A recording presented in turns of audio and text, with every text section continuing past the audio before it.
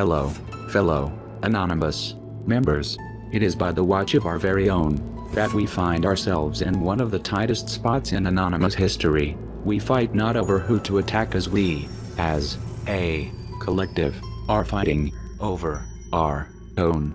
We are fighting internally about ourselves and how we represent ourselves to ourselves. You see how small it sounds when it is told to you, yet you continue to fight amongst yourselves as you let our operations fall under what you call defending our reputation.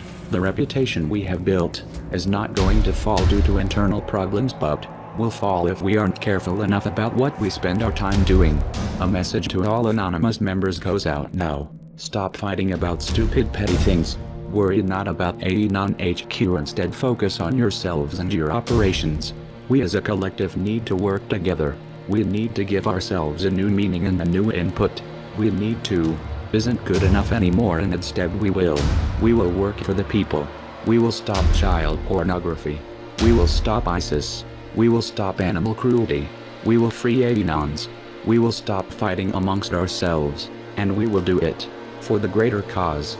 For as cliched as it sounds, we are Anonymous. We are a legion. We do not forgive. We do not forget.